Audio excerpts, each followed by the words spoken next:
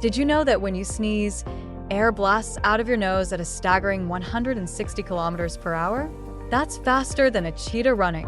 It's your body's way of clearing out irritants, like dust or pollen. But here's the kicker.